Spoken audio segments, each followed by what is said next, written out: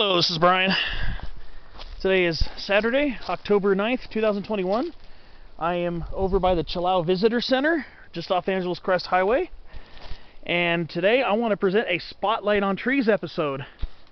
And today's episode focuses on a common tree here in the southwestern United States. And this tree is Fremont Cottonwood, Populus fremontii. But specifically, this is Populus fremontii, subspecies fremontii, which is the type found more towards the west of the tree's range.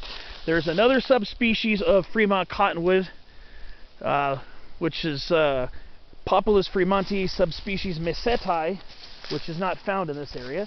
So this episode will focus on subspecies fremontii. So Fremont Cottonwood is a medium to quite large winter deciduous tree in the Willow family, the Salicaceae. And as you can see here, it's fall and the tree is lit up with its beautiful golden yellow fall color. That's when I wanted to do a spotlight on this tree, because this tree is known for its golden, spectacularly brilliant fall color. Now, thing is, we're just a little past its peak.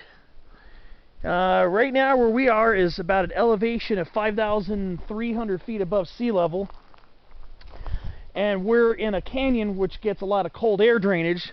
So down here, the trees change color a little bit earlier than they do on more exposed, or I mean we're more exposed areas where less cold air drainage affects the temperatures. If you ever driven through the Chilao area along Angeles Crest Highway, you get past Charlton Flat, and then you start going down just a little bit, and then you go into this canyon, and especially if you're driving in the morning, and you could feel it. If you have the window open, it feels much cooler, like 15 degrees cooler in the surrounding areas.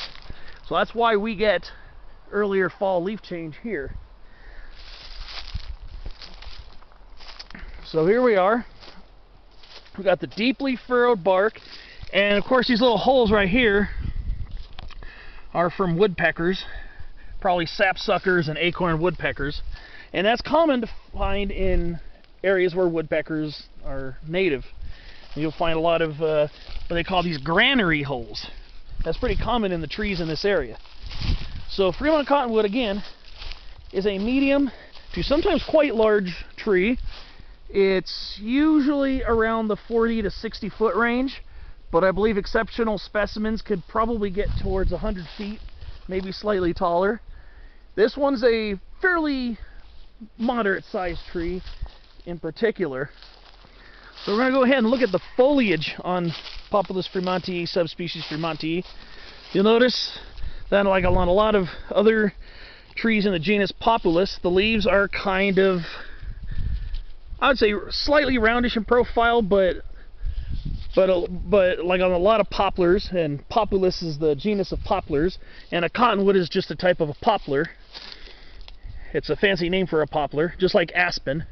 You'll notice that the leaves often taper at the tip. Not always, but they usually have a pointed tip. And if you look on the edge of the leaves have these scalloped kind of teeth that sometimes is helpful in identifying Fremont Cottonwood. And like basically everything that I know of in the Salicaceae, the Willow family, the trees are dioecious. In other words, male flowers with the pollen and female flowers that produce the seeds are on different trees. And with a lot of poplars, these trees potentially can be colony forming, in other words, suckering from the base, but I don't know how frequent it is with Fremont Cottonwood. A lot of our other Populus species out here will sucker. In other words, the roots will send up shoots, and the shoots will come above ground and form their own miniature trees, and they can form locally dense colonies of individual trees. But Fremont Cottonwood also tends to reproduce by seeds, and I've never tried it before. I never actually collected the seeds of Fremont Cottonwood. They're supposed to be pretty easy to germinate. But So again, male trees have the pollen, and female trees are the ones that produce the seeds, and the flowers are these little dangling dangling clusters called catkins. Both the males and the females. The males usually start coming out right slightly before or right at the beginning when the leaves open up, usually in the early spring months, and then the females open up, and then the trees cross-pollinate, and then they develop these seed catkins, or these little capsules, little rounded capsules. They split open, and then these really fluffy, cottony seeds come out, hence the name cottonwood. And that's pretty common in the Salicaceae, along with other poplars and willows. So there you have it.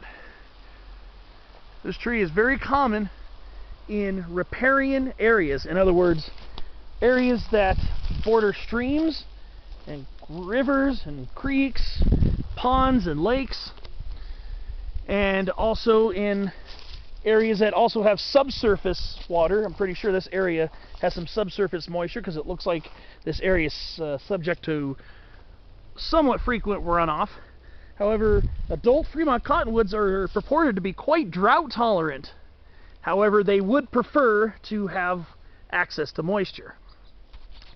So for instance, if you decided to grow a Fremont cotton, or basically any species of poplar for that matter, you would want to make sure that you water the soil deeply. If you water the soil deeply, then you'll likely stave off the really super shallow invasive roots that are quite common with Populus species. In other words, the roots will be close to the surface. They might damage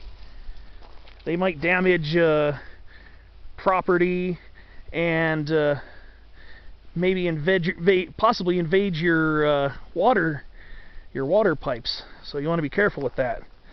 Deeper watering promotes deeper rooting of the tree. So it's just an FYI. Fremont cottonwoods are also supposed to be quite easy to grow from cutting a branch and putting it in water, or putting it in soil and keeping it wet. That's another way that these trees can reproduce. And that's quite common with the genus Populus and the Salicaceae in general. So what are the common associates of Fremont cottonwood? Well, it depends on, of course, elevation and terrain. Where we are is predominantly yellow pine forest, and the yellow pine of this area is predominantly Jeffrey pine, Pinus jeffreyi. And we also have Calocedrus decurrens, the incense cedar, and coulter pine, Pinus coulteri, canyon live oak, Quercus chrysolipus, and of course, closer down to where there's likely some subsurface water, it's a related arroyo willow, Salix lacteolipus, which is quite common in this area. So, again, I'm going to try to walk back a little bit and pan out so you can get a better perspective of this tree. These trees are quite rugged looking when they get old, as you can see here, and poplars are usually quite fast growing, so then Fremont cottonwoods are no exception. And they're not extremely long-lived trees, but without a lot of disturbance, I wouldn't be surprised if 100 or 200 years it could be possible. But again, come fall, these trees turn a beautiful bright yellow, and sometimes it turns to a very golden yellow. I would say the brilliance of the fall color can be as nice, potentially as nice and brilliant as Quaking Aspen. It's one of its relatives, and that's Populus tremuloides. You can see there, it's quite beautiful yellow. So elevations for Fremont cottonwood, I've seen them at sea level. Sometimes you actually see them if you're driving on Interstate 5 south towards San Diego. You'll see them right near the ocean at roughly sea level, and then I've seen them up to well above 6,000 feet. However, they're much more common below 5,000 feet.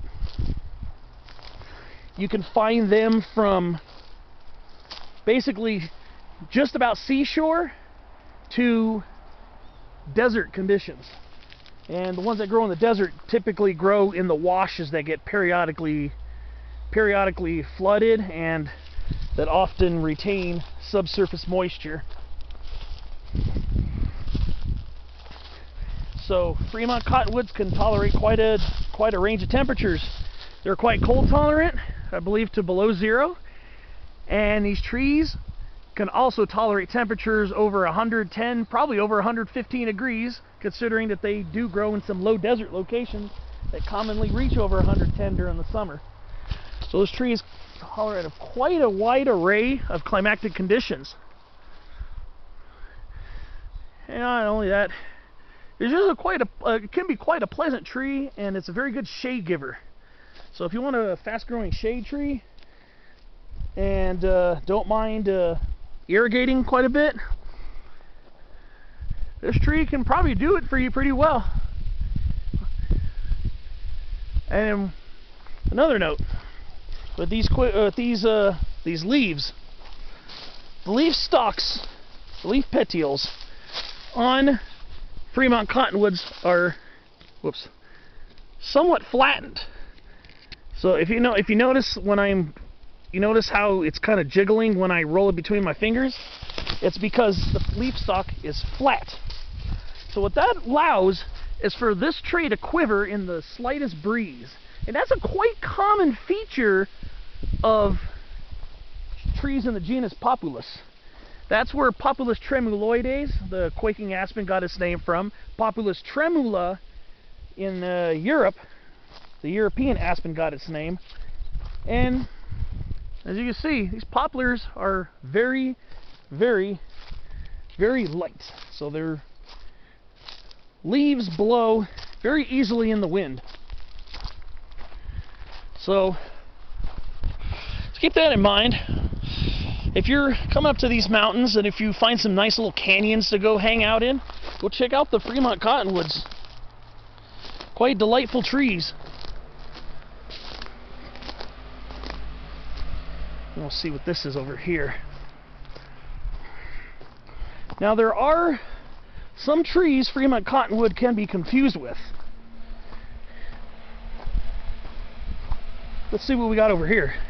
This is another species of Populus right here. Let's see what we got. Let's take a look.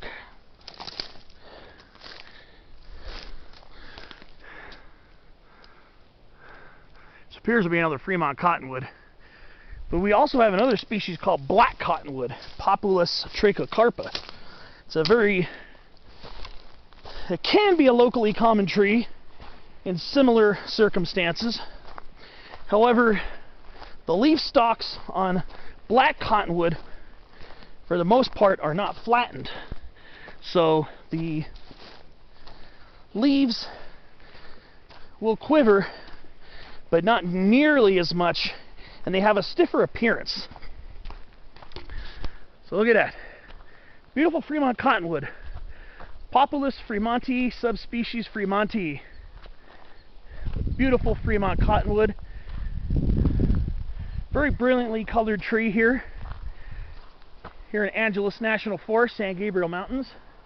We're in not that far mileage-wise. We're probably about 20, 30 miles outside of the city of Los Angeles, and we have all this beautiful stuff over here.